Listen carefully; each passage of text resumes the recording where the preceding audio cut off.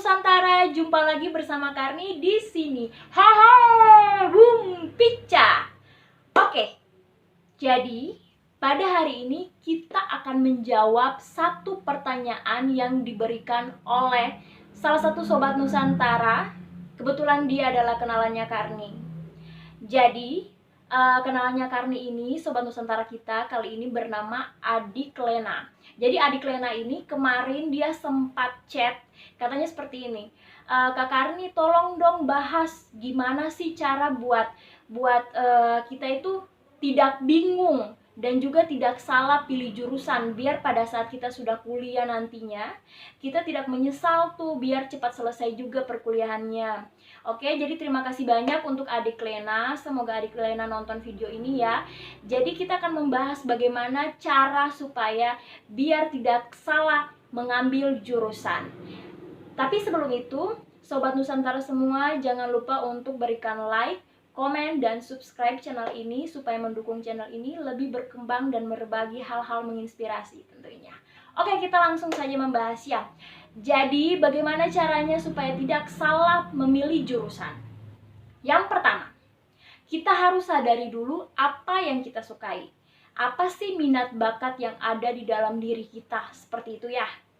Jadi, contohnya, pada saat kita SMA kelas 2, SMA kelas 3, atau mungkin SMP, kita sudah sadar, oh saya ini punya satu minat bakat yang dimana saya suka seni.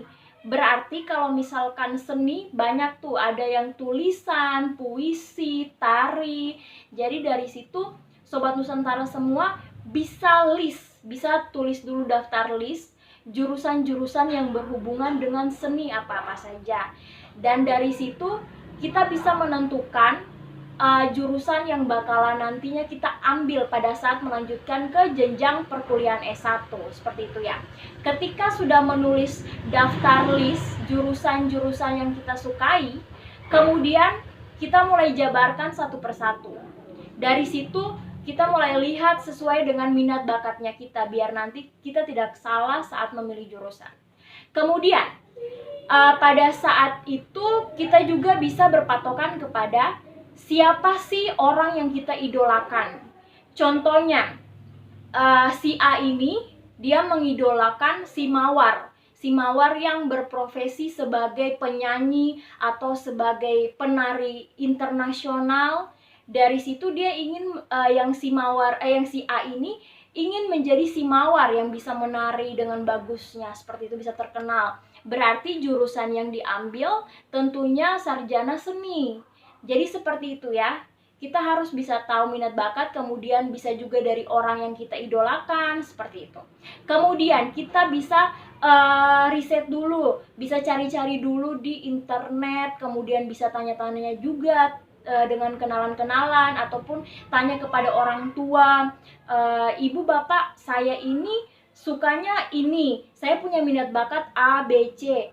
Menurut bapak ibu, jurusan yang pas dengan saya apa sih, seperti itu. Tapi di sini Karni tekankan lagi bahwa pada saat memilih jurusan, usahakan itu semua keputusannya dari diri sobat-sobat semua. Jangan sampai ada unsur keterpaksaan seperti dari pihak orang tua yang memaksakan kamu harus jadi dokter, kamu harus jadi ini, tapi tidak sesuai dengan apa yang kita inginkan. Itu bakalan berdampak pada saat kita kuliah. Takutnya kita merasa kesulitan, padahal itu gampang, tapi karena memang tidak sesuai dengan minat bakat yang kita inginkan, kita tidak mencintai jurusan ini, maka kita merasakan itu sangat susah. Jadi karena Karni sarankan supaya jangan sampai salah memilih jurusan, kita sudah harus tahu dulu apa sih yang pas dengan hati kita, jurusan yang kita cintai, minat bakat yang kita cintai, seperti itu ya. Kemudian kita juga bisa untuk selain mencari tahu di internet, tanya kepada orang tua, kita bisa cari tahu mungkin dari teman-teman atau kenalan-kenalannya sobat-sobat semua yang sudah punya pengalaman dalam perkuliahan S1, sudah selesai, kakak tingkat atau mungkin saudara.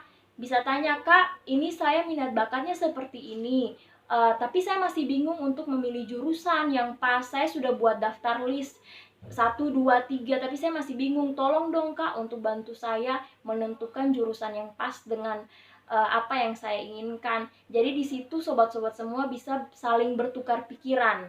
Jadi dari pihak saudara bisa membantu, memberikan masukan, tapi semuanya keputusannya berada di tangan dan hati Sobat Nusantara semua. Jangan karena unsur keterpaksaan seperti itu. Kemudian, usahakan supaya pada saat sudah memilih jurusan, sudah tahu, itu sudah harus bisa fokus kepada jurusan tersebut. Jangan ketika sudah semester 1, kemudian semester 2, sudah pikirannya sudah mulai kacau. Aduh, saya mau ikut teman saya karena katanya teman saya yang si A ini jurusannya ini gampang. Saya mau ikut si B karena katanya si B ini jurusan ini gampang. Mau ikut si C dan seterusnya. Itu bakalan membuat pikiran sobat semua kacau. Dan bisa jadi tidak selesai perkuliahannya, tidak sampai sarjana, tidak bisa wisuda karena tidak fokus kepada apa yang sudah sobat-sobat semua impikan, sobat-sobat semua pilih dari awal. Jadi saran Karni, jika sudah memilih jurusan, contoh jurusan seni, berarti harus fokus sampai selesai dengan sarjana S1 seni.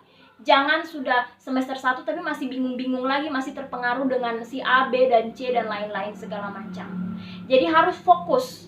Kemudian pada saat kuliah tentunya pasti banyak sekali organisasi atau kegiatan-kegiatan yang bermanfaat yang menunjang perkuliahan sobat-sobat semua. Jangan menganggap bahwa pada saat sobat-sobat kuliah, ya sudah saya kuliah pulang, itu saja, enak kan? Jangan seperti itu. Usahakan sobat-sobat semua aktif juga di dalam lingkungan kampus. Jadi jika ada, Karni kasih contoh ya, contoh sobat semua suka dengan kesenian, berarti bisa ambil unit kegiatan teater atau mungkin paduan suara seperti itu yang mendukung dan bisa menunjang minat bakat saudara-saudara dan sobat-sobat semua. Pokoknya jangan sampai hanya kuliah pulang. Karena nantinya pada saat sobat semua selesai dengan perkuliahan S1, memasuki dunia pekerjaan, itu sangat berpengaruh karena dunia pekerjaan sekarang ini sangat membutuhkan sertifikat pendukung. Jadi pada saat pembukaan penerimaan karyawan atau pegawai, itu biasanya untuk buat supaya saingannya kan pasti banyak nih sobat-sobat semua. Jadi di situ biasanya pihak penyelenggara untuk penerimaan pegawai dan karyawan biasa lebih mengutamakan sobat-sobat yang punya atau mencantumkan sertifikat pendukung seperti itu. Contohnya, ada yang selesai kuliah mau masuk TNI, itu biasanya ada sertifikat pendukung Paskibra atau PBB, itu biasanya sangat diutamakan seperti itu. Jadi jangan hanya kuliah pulang, tetapi harus mengisi waktu kosong itu dengan kegiatan yang bermanfaat seperti itu. Kemudian sobat-sobat semua juga ketika fokus dan juga punya kegiatan, jangan lupa bahwa fokus utama, tujuan utama sobat-sobat semua itu untuk kuliah. Jadi meskipun ikut kegiatan ekstrakurikuler, usahakan keduanya seimbang. Jangan yang berat sebelah hanya ekstrakurikulernya naik, tetapi akademiknya mulai turun.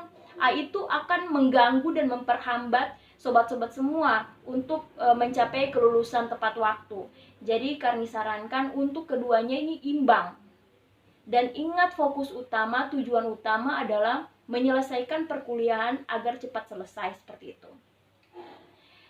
Ya, jadi kurang lebihnya seperti itu. Jadi untuk sobat-sobat semua yang mungkin punya pertanyaan lagi, masih bingung lagi nih, Kak Karni tolong dong bahas bagaimana sih cara kita mendapatkan beasiswa karena kendala ekonomi dan lain-lain. Pokoknya apapun yang ingin sobat-sobat Nusantara bahas, yang ingin memberikan masukan untuk Karni bahas di video-video selanjutnya, bisa langsung tulis di kolom komentar. Itu saja dari Karni. Jika sobat-sobat Nusantara suka, jangan lupa like, komen, dan subscribe channel ini untuk mendukung channel ini maju ke depannya dan menginspirasi banyak orang. Terima kasih sobat Nusantara semua. Bye-bye.